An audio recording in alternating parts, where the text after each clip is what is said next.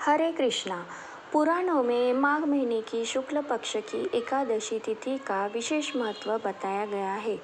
इस दिन जया एकादशी का व्रत रखा जाता है और भगवान विष्णु की विधि विधान से पूजा की जाती है।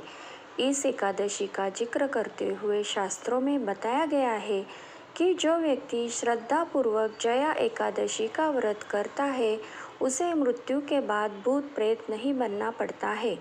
इस व्रत के प्रभाव से व्यक्ति पितृ कुयोनि को त्याग कर स्वर्ग में चला जाता है। ऐसे में चलिए जानते हैं जया एकादशी व्रत की पूजा विधि, शुभ मुहूर्त और पारण समय।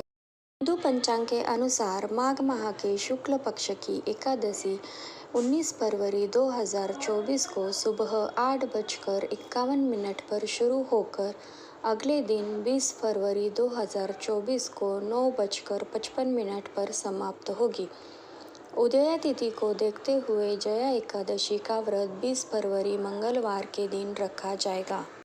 20 फरवरी को जया एकादशी व्रत के दिन आप श्री हरि विष्णु की पूजा सूर्योदय के समय से ही कर सकते हैं, क्योंकि इस समय प्रीति योग और रवि योग रहेगा।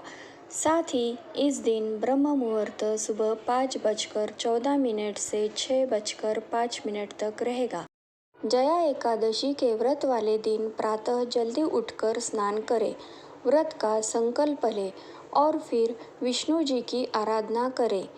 भगवान विष्णु जी को पीले फूल अर्पित करें।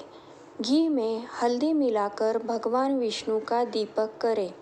पीपल के पत्ते पर दूध और केसर से बनी मिठाई रखकर भगवान को चढ़ाएं। एकादशी की शाम तुलसी के पौधे के सामने दीपक जलाएं। भगवान विष्णु को केले चढ़ाएं और गरीबों को भी केले बांट दें। भगवान विष्णु के साथ लक्ष्मी का पूजन करें और गोमती चक्र और पीली कौड़ी की भी पूजा कर सकते हैं। माघ मास की शुक्ल पक्ष की एकादशी जया एकादशी कहलाती है। जया एकादशी का व्रत बेहद ही शुभ फल देने वाला होता है। इस दिन भगवान विष्णु की पूजा पाठ कर दिन भर उपवास रखने से भक्तगण पर सृष्टि रचयिता भगवान विष्णु की विशेष कृपा बनी रहती है। यदि व्यक्ति जया एकादशी का व्रत रखता है तो उसके सभी पाप धुल जाते हैं। ऐसी भी मान्यता है कि जया एकादशी का व्रत करने से व्यक्ति को भूत प्रेत पिशाच जैसी नीच योनि में जाने का डर नहीं रहता है। धर्मराज युधिष्ठिर के कहने पर श्री कृष्ण ने खुद इस व्रत की कथा सुनाई है। पुराण के अनुसार चिरकाल में एक बार स्वर्ग में स्थित नंदनवन में उत्सव का आयोजन किया था। इस उत्सव में सभी देवगण, सिद्धगण एवं मुनि उपस्थित थे। इस समय उत्सव में नृत्य और गायन का कार्यक्रम चल रहा था। नृत्य और गायन गंधर्व और गंधर्व कन्याएं कर रहे थे। उसी समय नृतिका पुष्पवती की दृष्टि गंधर्व माल्यवान पर पड़ गई। माल्यवान के यौवन पर नृतिका पुष्पवती पर मोहित हो गए। इससे नृतिका पुष्पवती अपनी सुध खो बैठी और अमर्यादित ढंग से नृत्य करने लगी। वहीं माल्यवान बेसुरा होकर गाने लगा। इससे सभा में उपस्थित सभी लोग क्रोधित हो उठे।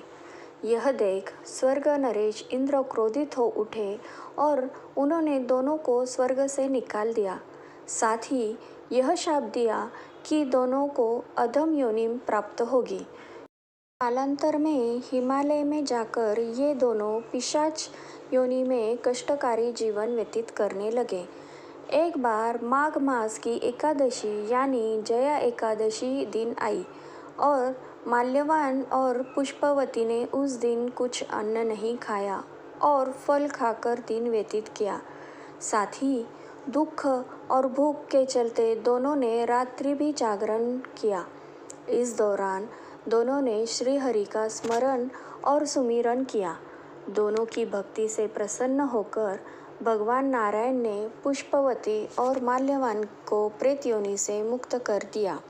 भगवान विष्णु की कृपा से दोनों को सुंदर शरीर प्राप्त हुआ और दोनों दोबारा स्वर्गलोक चले गए। जब वहां पहुंचकर इंद्र को प्रणाम किया तो वह चौंक गए। इसके बाद उन्होंने पिशाच योनि से मुक्ति का उपाय पूछा। इसके बाद माल्यवान ने बताया कि एकादशी के व्रत के प्रभाव से भगवान विष्णु की कृपा से दोनों को पिशाच योनि से मुक्ति मिली है। इस प्रकार जो व्यक्ति जया एकादशी का व्रत रखता है उसे मोक्ष की प्राप्ति होती है।